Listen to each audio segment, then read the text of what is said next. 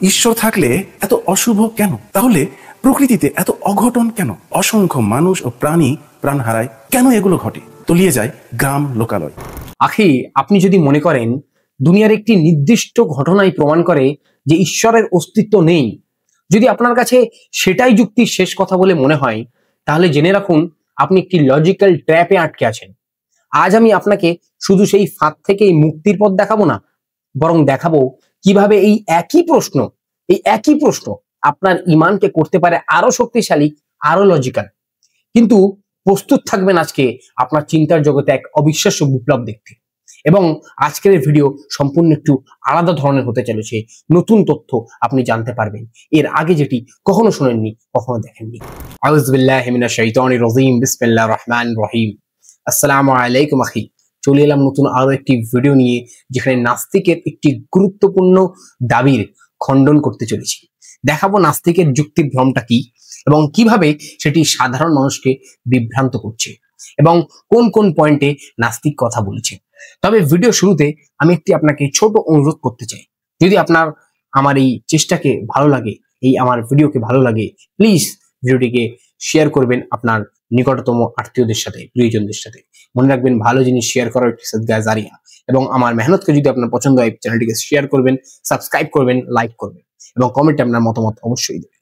এবং যারা আমার সাথে আছেন তাদের অনেক অনেক ধন্যবাদ। চলুন আমি আপনাকে আমার কম্পিউটার স্ক্রিন নিয়ে যাই এবং দেখাই নাস্তিকের যুক্তিভ্রমটা কি। আখি, চলে এলাম আপনাকে নিয়ে আমার কম্পিউটার স্ক্রিনে মন্দের রহস্য এবং ইসলাম ও বৈজ্ঞানিক বিশ্লেষণের জন্য। চলুন দেখে নিই প্রথমে নাস্তিকের ভিডিওতে নাস্তিক কি বলছে, তারপরে খণ্ডন করবো ইনশাআল্লাহ। ঈশ্বর থাকলে এত অশুভ কেন? ব্যাপারটা এরকম, আমরা জানি আল্লাহ সর্বশক্তিমান, তিনি দয়ালু, তিনি নিজেই এই মহাবিশ্ব নিখুঁত প্ল্যান করেছেন, সৃষ্টি করেছেন। তাহলে প্রকৃতিতে এত অঘটন কেন? প্রাকৃতিক দুর্যোগে অসংখ্য মানুষ ও প্রাণী প্রাণ হারায়, বন্যায় তলিয়ে যায় গ্রাম লোকালয়, ঘূর্ণিঝড় দুর্ভিক্ষ মহামারীতে মারা পড়ে অগণিত মানুষ, ভূমিকম্পে ঘর বাড়ি ধ্বংস হয়, মানুষ মরে কেন? কেন এগুলো ঘটে? আখি, নাস্তিকের এই ভিডিওটি দেখে আমার যেটি বুঝতে পারলাম, নাস্তিক খুবই লজিক্যাল কথা বলছে এবং সাধারণ কথা বলছে এবং খুবই ইমোশনাল কথা বলছে। এটি শুনে আমাদের মনে হবে সাধারণ মানুষদের যে আল্লাহ সুবহানাহু ওয়া তাআলা এমনটি কেন করলো? আল্লাহ সুবহানাহু ওয়া তাআলা তো বন্যাকে স্টপ করে দিতে পারতো, ঝড়কে থামিয়ে দিতে পারতো, আগ্নেয়গিরির আগ্নুৎপাতকে রুখে দিতে পারতো এবং যে ভূমিকম্প হয় সেটিকেও রুখে দিতে পারতো। কিন্তু আল্লাহ সুবহানাহু ওয়া তাআলা এমনটি কেন করলো না, যার দ্বারা এত মাসুম মানুষ, এত প্রাণী, এত প্রাণ চলে গেল, ফসল ফলাদি ধ্বংস হয়ে গেল? এটি মনে হচ্ছে, তাই না? চলুন প্রথমে আমি আপনাকে দেখাই যে আল্লাহ আছেন সেটির প্রমাণ কি। কারণ নাস্তিক যে এটি বললো, এই পুরো যুক্তিটা যে দিল, এটি কিন্তু এর প্রথম মূল যে পয়েন্ট সেটি হচ্ছে আল্লাহ নেই। আল্লাহ আছেন সেটির প্রমাণ কি দেখুন। কোরআনে কারীম সূরা নাম্বার 21 আল আম্বিয়া আয়াত নাম্বার 33 আল্লাহ সুবহানাহু ওয়া তাআলা বলছে, আর তিনি রাত ও দিন এবং সূর্য চাঁদ সৃষ্টি করেছেন, সবাই নিজ নিজ কক্ষপথে বিচরণ করে। এর থেকে আমরা বুঝতে পারি আছি যে আল্লাহ সুবহানাহু ওয়া তাআলা আছেন, কারণ এই যে তথ্যটি কোরআনে কারীমের মধ্যে রয়েছে, মরুভূমির বুকেতে একটি মানুষের যে লিখতে এবং পড়তে জানতো না, যার নাম ছিল মুহাম্মদুর রাসূলুল্লাহ সাল্লাল্লাহু আলাইহি সাল্লাম, তার কাছে এমন তথ্য কখনোই আসতে পারে না। এটি এই সূর্য চন্দ্রকে যে বানিয়েছে, সেই এই তথ্য মহানবী মুহাম্মদুর রাসূলুল্লাহ সাল্লাল্লাহু আলাইহি সাল্লামকে দিয়েছে। এর থেকে এটি প্রমাণ হয় যে আল্লাহ সুবহানাহু ওয়া তাআলা আছে এবং আল্লাহ সুবহানাহু ওয়া তাআলা এই সমস্ত কিছুকে বানিয়েছে। আচ্ছা, ঈশ্বর থাকলে এত অশুভ কেন? নাস্তিকের প্রমাণ এইটা না। দেখুন, নাস্তিকের মেন পয়েন্টই ভুল। কেন বলুন তো? নাস্তিক ভাবছে যে আমাদের পৃথিবী একটি সুইট গার্ডেন, একটি 5 স্টার 10 স্টার হোটেল, যেখানে কোনো সমস্যা থাকবে না, কোনো কষ্ট থাকবে না, মৃত্যু থাকবে না, কিচ্ছু থাকবে না, শুধু আরামই আরাম থাকবে। আরে ভাই, ওটাকে আমরা মুসলমানরা জান্নাত বলি। আর এই জান্নাত থেকে পাওয়ার জন্য তো পৃথিবী থেকে যেতে হবে আমাদেরকে। আর পৃথিবীটি হলো একটি পরীক্ষাগার। তো এবার একটি কথা বলুন, এই আমাদের ইসলামিক দৃষ্টিভঙ্গিতে আল্লাহ সুবহানাহু ওয়া তাআলা বারবার মানুষকে বলেছে যে তোমাদেরকে পরীক্ষা নেওয়া হবে, তোমাদেরকে পরীক্ষা করার জন্য পৃথিবীতে পাঠানো হয়েছে। পৃথিবী একটি পরীক্ষাগার এবং এটি নিখুঁত সৃষ্টি আল্লাহ সুবহানাহু ওয়া তাআলার, সেটির যুক্তি ও প্রমাণ কি? কোরআনে কারীম সূরা নাম্বার 67 আল মুলক আয়াত নাম্বার 2 আল্লাহ সুবহানাহু ওয়া তাআলা বলছে, যিনি মৃত্যু ও জীবন সৃষ্টি করেছেন যাতে তিনি তোমাদেরকে পরীক্ষা করতে পারেন যে কে তোমাদের মধ্যে আমলের দিক থেকে উত্তম, আর তিনি মহাপরাক্রমশীল, অতিশয় ক্ষমাশীল। আরেকটি আয়াত আল্লাহ সুবহানাহু ওয়া তাআলা বলছে, কোরআনে কারীম সূরা নাম্বার 2 আল বাকারা আয়াত নাম্বার 155, আর আমি অবশ্যই তোমাদেরকে পরীক্ষা করব কিছু ভয়, ক্ষুধা এবং জানমাল ও ফল ফলাদির স্বল্পতার মাধ্যমে, আর তুমি ধৈর্যশীলদের সুসংবাদ দাও।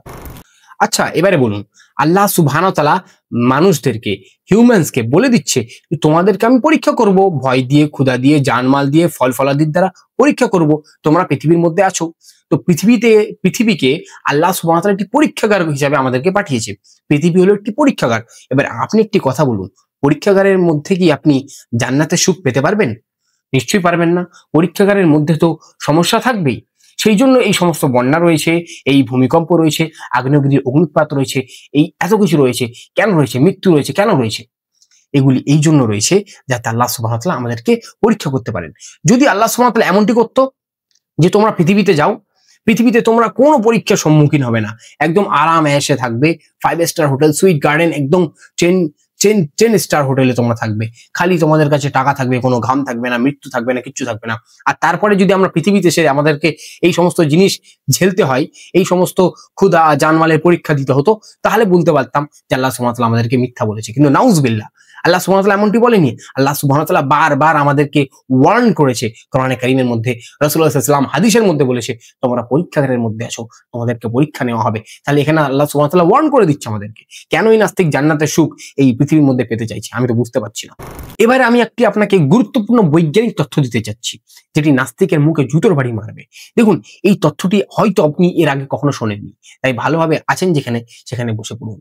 প্রাকৃতিক বিপর্যয় আসলে পৃথিবীর ভারসাম্য রক্ষার প্রক্রিয়া। হ্যাঁ, ঠিকই শুনলেন। এর আগে আপনি শুনেছেন যে ঝড়, সাইক্লোন, স্টর্ম, নাস্তিক যেমন বলছে যে মানুষের জীবন প্রাণ নিয়ে নেয়। আসলে এটি তো নেয় মানুষের জীবন প্রাণ, তবে এর কিছু ভালো দিকও আছে, উপকারিতা আছে। যেমন ঝড় তৈরি হয় যখন সমুদ্রের উষ্ণ বায়ুর উপরে উঠে ঠান্ডা বায়ুর সাথে মিশে যায়, এতে শক্তি উৎপন্ন হয় এবং ঝড়ের মাধ্যমে পৃথিবীর তাপমাত্রা ভারসাম্য বজায় রাখে। এটি অ্যাকচুয়ালি হিট ডিস্ট্রিবিউশনে কাজ করে। যদি ঝড় না থাকতো তাহলে গ্রীষ্মমণ্ডলীয় অঞ্চলগুলি অতিরিক্ত গরম হয়ে যেত, আর মেরু অঞ্চল অতিরিক্ত ঠান্ডা হয়ে যেত। আচ্ছা, বন্যা, ফ্লোডস, নাস্তিক বলল বহু মানুষ মারা যায়। এটা ঠিকই বলেছে, এটি তো পরীক্ষা, মারা তো যাবেই, সেটা আমিও মরতে পারি, আপনিও মরতে পারেন। তবে এটি পরীক্ষা, কে ধৈর্য ধারণ বেশি করতে পারে, তবেই তো সে জান্নাত পাবে। কিন্তু বৈজ্ঞানিকভাবে আপনি যদি বলি, তাহলে বন্যা নদী ও ভূগর্ভস্থ পানির প্রবাহ পুনর্গঠন করে, জমিতে উর্বর মাটি ছড়িয়ে দেয় এবং মৃত জলাশয়গুলো পরিষ্কার করে। যেমন উদাহরণস্বরূপ আমি আপনাকে এটা বলতে পারি যে মিশরের নীলনদ প্রতি বছর প্লাবিত হতো, যার ফলে কৃষিক্ষেত্র উর্বর হয়ে যেত। নদীর সেডিমেন্ট সরে গিয়ে নতুন ভূমি তৈরি করে, অর্থাৎ বন্যা প্রকৃতিকে রিসেট করে দেয়, যেন জমি, পানি ও জীবনচক্র আবার নবায়িত হতে পারে। আচ্ছা, ভূমিকম্প একটি খুবই খাতারনাক জিনিস, আপনি জানেন। ডিস্ট্রয়, সমস্ত কিছু ডিস্ট্রয় করে দেয়, তাই না? নাস্তিক এটি বলছিল তো, আর এটি হয়ও। কিন্তু আপনি যদি এর উপকারিতা দেখেন তাহলে বুঝতে পারবেন, বিজ্ঞানের হিসাবে ভূমিকম্প ঘটে পৃথিবীর টেকটনিক প্লেটস বা ভূস্তর নড়াচড়ার কারণে। এই প্লেটগুলি না থাকলে পৃথিবী একসময় ডেড প্ল্যানেট হয়ে যেত।